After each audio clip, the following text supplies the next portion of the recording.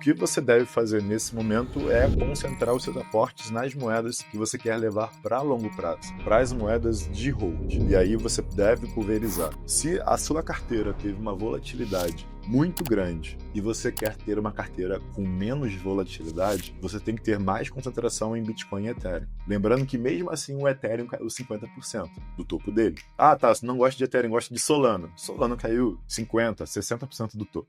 Então, o Bitcoin caiu, acho que 30 e pouco, 30 por aí.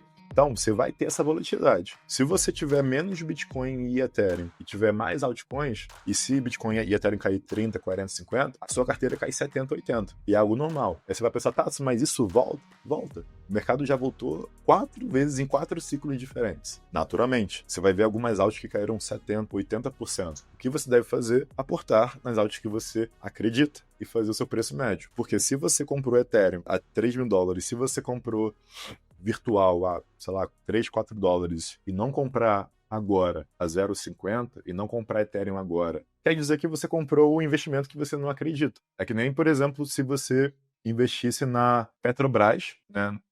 Bora dar um exemplo de mundo real. Petrobras tem produção de petróleo, tem refinaria pra cacete, tem plataforma pra cacete, tem ativos imobilizados pra cacete. E na pandemia, a Petro bateu quatro reais. Que é tipo você pegar uma parada que vale bilhões e ela tá valendo nenhum bilhão. Por quê? Aí você olha, não, mas a Petro tem plataforma, a Petro tem imóveis, a Petro tem, enfim, refinarias que valem tanto, que valem mais do que ela vale. Sim, porque o mercado pode permanecer irracional por algum tempo. E se o Trump, né, ele engatasse numa guerra, numa tensão maior, numa guerra contra a Rússia, que não vai ser contra a Rússia, né, porque o Trump tá parceiro do Putin, as coisas podem ser pior. Mas não vai ser pior só para cripto, vai ser pior para tudo. Tá? Se tiver uma guerra, vai ser pior para tudo. Agora, então, nesses momentos, na pandemia foi o momento que mudou a minha vida. Eu saí da CLT em fevereiro de 2020 e o lockdown foi em março. Então, e de lá para cá o mercado se recupera e a queda de março foi o que possibilitou que eu tivesse assimetrias gigantes. E essas assimetrias gigantes é o que me fizeram boletar trades grandes. Pensa que um token tá. Pensa que uma AI16Z ela tá caindo agora infinito. Aí ela faz uma cunha no diário, sei lá, faz uma figura bonita de alta. E ela tá lá embaixo. Você acha que quando ela romper para alta, ela vai fazer 5%, 10%? Não. Ela faz 50%, 100%, 200% em linha reta, após uma depressão muito grande. Então, pensa que o preço é uma mola, tanto para baixo, onde ele fica comprimido, e aí o que faz quando você solta a mola se expande, e também para alta. Quando a alta fica muito esticada, a mola tende a voltar para o meio. E esses são os ciclos de mercado. Invariavelmente você vai lidar com isso. E o segredo para todo mundo que acha que existe uma fórmula mágica, não existe. O mercado inteiro caiu. Até mesmo o Bitcoin caiu 30%, 40%, 30%.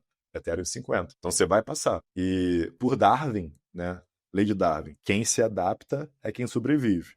A última grande queda que vem acontecendo, e não só com cripto e com bolsa, a gente está vendo a Nasdaq, S&P 500 derreterem. Muito por causa de um receio, de um dado que saiu semana passada do Fed de Atlanta, né, onde esse Fed ele prevê um recuo do PIB de 2%, 2,8%. A expectativa do PIB, que é a geração de riqueza de um país, que no caso é dos Estados Unidos, era de 2% para cima. Então, se esse dado, lembrando que por enquanto é só o Fed de Atlanta que fez essa previsão, se esse dado de fato for verdade, a gente começa a ter uma discussão e um receio de crise nos Estados Unidos. Lembrando que crise na maior economia do mundo afeta o mundo inteiro. E aí, o que o Trump deve fazer se isso de fato acontecer? Acelerar o corte de juros. Mas lembrando que a gente ainda está numa bola de neve formada pela pandemia de 4, 5 anos atrás, que gerou impressão de dinheiro, gerou endividamento, e agora, por isso,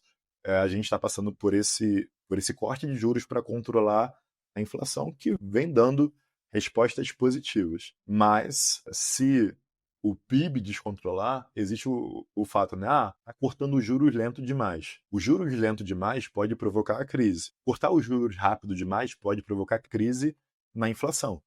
Então, entenda que o Powell ali, que é o presidente do Fed, ele está equilibrando dois pratos muito tensos ali. E todo mundo tá. Então, bolsa de Estados Unidos, bolsa Japão, bolsa asiática, bolsa de Londres, tudo vem sofrendo. Eu posso mostrar aqui no gráfico, mas é um momento que eu entendo de oportunidade. Se a gente não tiver de fato uma crise lá no ZEUA. Se tiver uma crise no ZEUA, talvez a gente tenha um cenário pior, não sei. Mas aí, por enquanto, isso não está precificado. Aliás, está sendo precificado na queda por causa do medo.